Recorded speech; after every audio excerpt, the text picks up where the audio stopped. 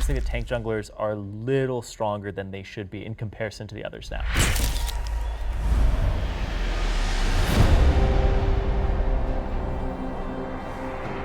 Irene the Prophet was truly ahead of his time. Hello everyone, welcome to patch rundown 5.9.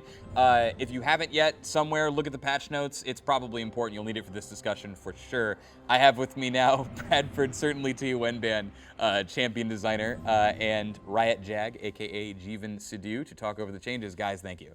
So brief me, I've been at a time capsule since 5.6, they don't let me leave here. How has the outside world been with Cinderhulk? So we like what Cinderhulk has done for the League of Legends meta overall. Now that you can have tanks in the jungle, it has had spiraling effects on all the other lanes. Now you have different classes of ADCs that are really powerful. Graves has kind of given way to Lucian, for example, to some extent, because he has better sustained damage against tanks. Top laners can be fighters, can have damage, they can be Vladimir. The entire game is more interesting now, I'd say, as a result of having different options in the jungle. And the issue with this is that we think that instead of being another option to, say, Warrior, Cinderhulk is now just the option. It has a lot of things on the item that we like. We like the scaling tankiness, that's cool. We like the clear speed, that's great. Burning nerds while you're invulnerable, not as good. We think the PvP damage is a little askew on this item, and we probably don't think that's appropriate for a tank class. And I think Brad's talked a lot about how that seems to be a mismatched strength. Yeah, definitely. I think the sort of cost you pay from having the much more reliable late game scaling on Cinderhulk vis-a-vis an item like Warrior, out of whack. You really have to take advantage of a very small window to make Warrior work right now. Mm-hmm. With these changes, all of that changes. I also think that you talk about how the changes cascade through the game. You're probably going to see with this, still the great structured fights that a tank-focused metagame yields, but the damage payoff is going to come more from protecting backliners, squishier damage dealers, rather than just relying on sort of running over them with Sunfire effects. I'm really happy to play. I mean, we've been playing with it internally, and I'm really enjoying it. Right, yeah, I mean, tanks will actually be in the front of the line tanking damage, not the back of the line being the damage threat, the tanky assassin guy in the back line now. Yeah, and the damage dealing tanks like Sejuani still deal a lot of damage, right? That's just on her kit. Right, yeah, I mean, I think when the balance team needed to look at Cinderhulk, we saw that while it was being used by Sejuani and Gragas a lot, it was also being used by Nautilus or Scion or Zac. It was even being used by Vi or Rek'Sai sometimes, which to us, that says that the major common problem here is Cinderhulk, that the item is probably a little too general purpose and just overall a little too strong for what it does. We could have taken the opposite approach, which is to say, okay, let's look at Sejuani and Gragas and bring those guys down a little bit. But I think it would have been inevitable that we would look at Cinderhulk, and then the bottom line for those guys is they get double nerfed if we look at them first. So we wanted to kind of normalize the baseline for what a jungler can do a little bit, bring back Cinderhulk down to, say, Warrior level. We might need to do some work to bring up Magus and Devourer. And then we could really evaluate if Sejuani, who is banned in 90% of our games, is the actual problem, or if she just uses that item really well. Right, so another instance of people kind of being burned down, as you say, top lane Smite, right? We're seeing a lot of people take Cinderhulk and Skirmisher Saber. It's pretty new. A lot of people out there think it's pretty interesting. What are your feelings on it, Brad? I think it feels novel, and it generates a lane with a completely different flow to it. It's more or less a dead summoner spell for the early parts of the game in a 1v1 scenario, but it offers the player using it a lot of ability to control Scuttle Crab, to leave the lane and farm. At the same time, Skirmisher is just so dominant once it turns online. There's really no opportunity to fight that champion because of the ammo count nature of Smite and just the duration of Skirmishers. What is it, 6 seconds? Yeah, 6 seconds. Yeah. On a 2 charges, 15-second cooldown, 6 seconds each. I think it's really cool that players found a way to innovate the game. As you're saying, it felt novel, I figured something out. This isn't, preseason 1 where people don't really know how to play the game. Smite leaking into top lane felt innovative and creative, right? So we like that aspect of it. And if it was really predominantly picked for reasons like you're talking about, like Scuttle Crab control, neutral objective control, enemy jungle control, if Smite was used for those types of purposes, I don't think we'd be upset about it. But as it is, it's essentially devolved into the best PvP option top lane, right? Smite is a mini ignite, mini exhaust, and it has a really, really low windows of vulnerability because of the cooldown and duration. And I think that's the point where we're like, well, I don't think this is really evolved into an interesting adaptation of top lane, but more a degenerate case of how you optimize it. So what do you think we could do to maybe push it in the direction of allowing it to live in more of the subjective control world, right? Because it seems like that's what you're saying, we're really in support of maybe taking 2 smites. The way we could, there are ways in which we could push it into being more objective control centric, but I don't think that's our goal. I think we wanted to give interesting PvP options to a jungler. And the tension between, do I smite wolves for getting the vision buff or do I save it for a gank, is an interesting choice for a jungler. In top lane, there is no choice behind it, right? You don't have a lot of burden to use smite on anything other than the enemy champion. And so I think to push it in that direction, we'd have to put more of the value into objective control, but then that might be at the expense of junglers who should rightly be taking it. Right. Well, so, we've pushed the duration now to 4 seconds, right? Are junglers going to feel like this was just nerf for top lane, or was there an issue with the nature of skirmishing Saber in general that we felt we needed to hit here? Like, what is the story behind the nerf here specifically? Right. I think for a long time we didn't really see people take skirmisher because they weren't sure of the power of it, aside from arguably somewhat degenerate cases like Warwick smiting you when he ults you and just wrecks you, right?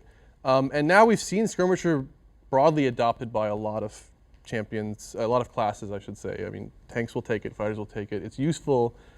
And after seeing it used a lot in the game, we can evaluate that the combat window it has always provided is probably too long. 6 seconds of having very low vulnerability to an enemy is probably just too long, right? Regardless, whether it's on the jungler or on the top laner. And we're aware it is going to decrease the power of a jungler taking skirmishers, but we think it's appropriate in the situation as well. Brad, turning over to you, I wanted to move a little into some of the patch changes themselves. We have what I think are some pretty interesting changes for Akali coming up. When Akali last appeared in the patch notes, things didn't look too great for her. But it seems like we're giving her some tools right now that are maybe a little different than what players might expect. Can you run me through and kind of break down what these are going to do? Yeah, these changes are super dangerous, but also super exciting. I think this gives Akali some tools she's never had. It also gives her a lot of choice in gameplay she's never had, which I think is something that Akali's needed for a really long time. Yeah. So what we see the live team doing is, E goes down to this 1 second cooldown, like you mentioned. It's finally a true energy dump, which is something we've been lacking on our energy champions for a while. And that really requires that the player get a sense for how long the encounter is going to go, particularly given how much energy the Q costs and then has the refund. Like, if you dump all your energy, you're not going to be able to use those Qs for a while. So I think that's really great decision making. At the same time, it lets her participate in the game in different ways. She can farm side lanes in the mid game much more quickly now. Jeevan was talking about donating her blue in the mid game to let her push even more effectively. So I think it opens up a lot of strategies for Akali. Particularly against teams against whom she really can't team fight very effectively, like double exhaust compositions, for example. Yeah, and like Brad says, the alternate sort of split pushing strategy, maybe she rushes a Lich Bane instead of a Gunblade now, because she can clear waves, you give her a blue buff, and she works tower as well. It's an alternate way to succeeding as a Akali that isn't just, well, I got ahead, now I teleport to a team fight and reset on everyone. And like you mentioned, it adds decision points, right? You can fail as a Akali now. You can mismanage your energy. And that is, while to some people that is concerning because it might be a noob trap to dump your energy, it's a way to show people that you've mastered this champion and understand the energy flow of that champion.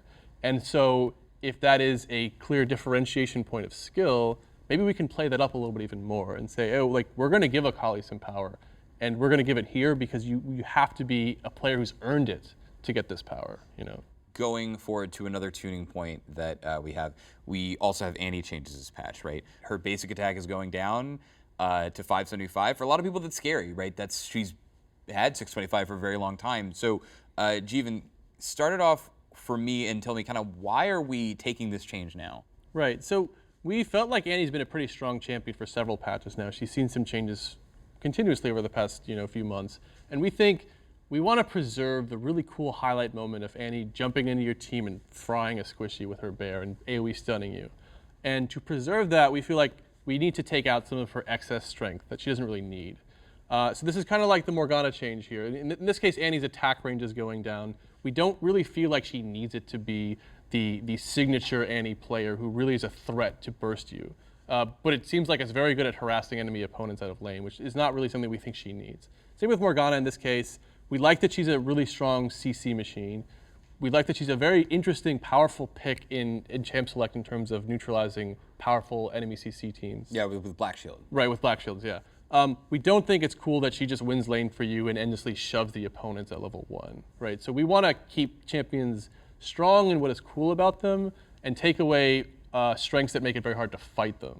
Right. So, I mean, in general, Brad, like, what do you think the impact is of just lowering the basic attack range on this champion in general? I think it's pretty dramatic. It's probably mostly going to affect side lane Annie, either top or support. In top lane, I think when, we've felt that she's abusive up there for a while. The player base we haven't seen her pick rate rise really dramatically, but I'm happy that the team is being proactive rather than waiting until the problem sort of festers. What it does, I think, is it makes your interactions with Annie more highly variable. She's going to be more reliant on using her Q. She's not just going to sit on Pyromania stacks, and that, that's really interesting to me.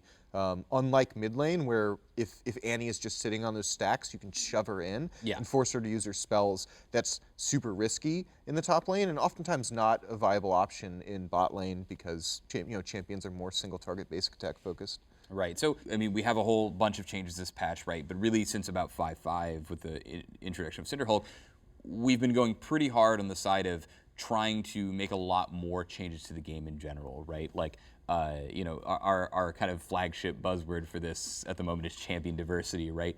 Are we still on this train? Like, where are we going? Are we still getting there? We'd like to look at ways for keeping the game interesting and having different choices about what champions you play without necessarily focusing too hard on, well, this guy is really overpowered and we have to hit him hard.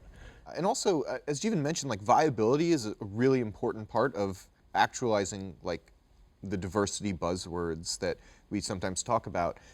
It's irrelevant to give you options if a few of those are just clearly safer than the rest. And so the beginning of a season is a really fun time to be a player. Everything is in flux, and all of the strategies you developed last season, you have to sort of throw out or at least revalidate. The middle of the season is a really fun time to be a designer because things have sort of been solved, and your task is not to cast doubt on everything the player has come to know over the course of the season, but to inject little bits of disruption that create new potential optimizations the player can sometimes run across or have to learn how to deal with. And I think a lot of the changes in this patch, Akali is back from the dead, changes to how Annie interacts with you in lane, changes to how Kalista interacts with you in team fights, go to that. Then we'd like to bring, say, Olaf back, who hasn't had a chance to shine in a long time. And, the second we see him on Voyboy stream killing people, we'll pop him back down. Things that Voyboy succeeds with is generally the barometer of success for how we balance. Anyways, no longer. No longer. Don't play Akali on stream either, boy. No, stay out of playing Akali. All right, guys, thank you so much for taking time out of your day to discuss the patch. The band is beginning to play me off, so for myself, Jeevan, Brad, and everyone here at the Patch Rundown crew, thank you for watching, and we will see you next time.